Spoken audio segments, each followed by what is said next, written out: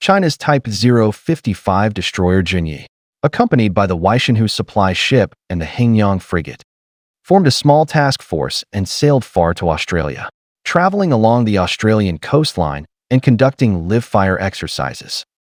This move is said to be a response to Australia's repeated deployments of warships and patrol aircraft to the South China Sea for freedom of navigation operations. It sparked a wave of discussion in Australian and New Zealand media. In my view, Australia and New Zealand are remote, and the chances of war breaking out there are slim to none.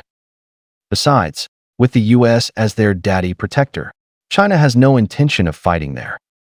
They're just seizing the chance to grab a topic and boost their global presence. Australian media don't need to get overly sensitive, hyping up the China threat or blaming their own military for provoking China in the South China Sea. When the US daddy calls, the Australian military has no choice but to cheer him on. That's not something Australians can control, and China isn't blaming Australia for it either. After all, if a neighbor's kid smashes your window with a soccer ball, you'd go talk to the parents, not the kid. In my opinion, China's fleet sailing to Australia aims to show off its strength to small South Pacific nations, letting them know they don't have to follow Australia or New Zealand's lead all the time. Those two are just kids too, not qualified to play sheriff. More importantly, the voyage builds combat experience, helping naval personnel adapt to blue water operations far from home ports and pushing the Navy from a regional force to a blue water navy. With the Fujian aircraft carrier undergoing multiple sea trials and nearing delivery to the Navy, China is stepping into a three-carrier era. Satellite images suggest China might be building two more large carriers at the same time, one of which could be nuclear-powered. This means that within the next 5 years, China's Navy will have 5 carriers, and the production and delivery of new warships are speeding up. Shipyards like Dalian, Jiangnan, and Hudong are often building multiple vessels at once, with the Navy churning out ships like dumplings.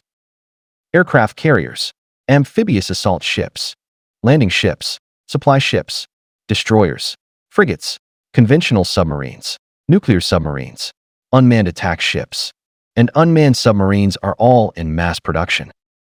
10 years from now, China's Navy will be a global force capable of standing toe-to-toe with the US Navy. But in terms of blue water experience, China still lags far behind the US Navy. The US Navy's core strength isn't its 11 nuclear-powered carrier battle groups, but rather the vast experience gained from decades of global drills and combat, plus its network of bases worldwide. Honestly, I don't put much stock in the US Navy's hardware edge, like its number of carriers. Carriers represent traditional warfare, much like battleships in World War II. They can't maintain the same absolute dominance against drones, hypersonic missiles, lasers, electromagnetic cannons, and other emerging weapons. The US military has spent years fighting weak nations with little to no real countermeasures, so their so-called combat edge isn't as impressive as they claim. US carriers and nuclear submarines have collided with cargo ships multiple times, showing their readiness is mediocre. Still, one thing is undeniable: the US Navy has a rock-solid advantage.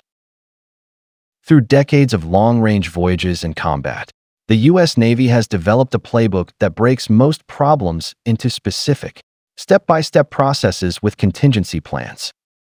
That's real experience, directly boosting combat capability.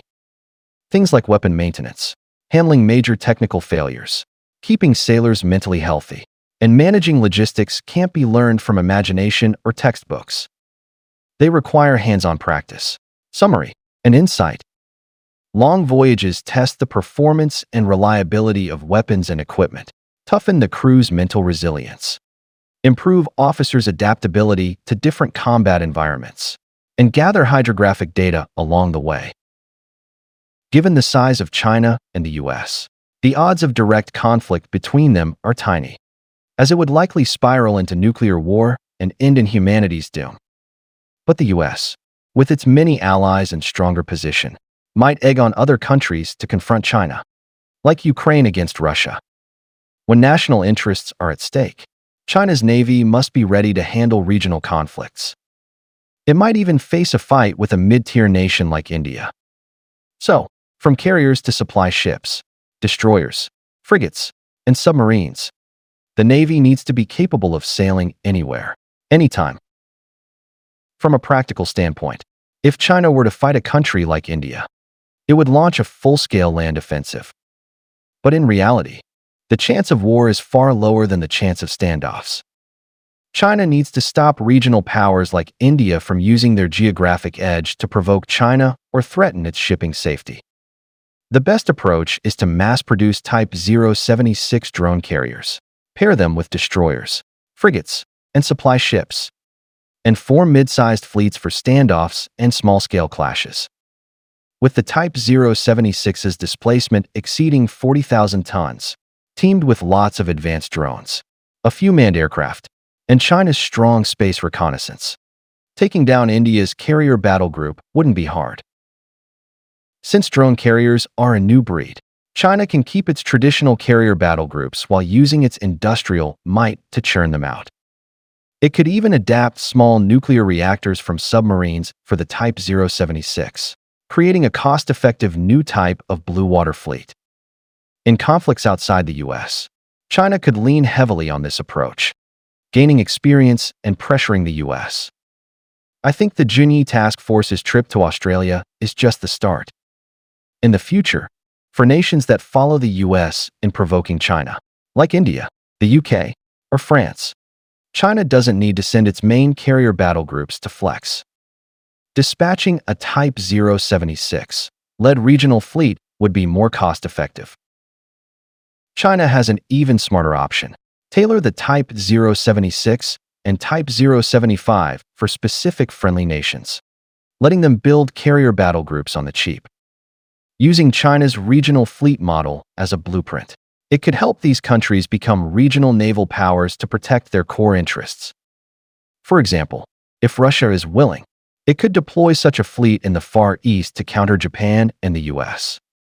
Countries like Brazil or Saudi Arabia could also build regional navies, boosting their say in regional affairs and their leverage against global powers. After all, not every nation sees the U.S. military as its imagined enemy. China is a peace-loving nation and has not started any wars for decades.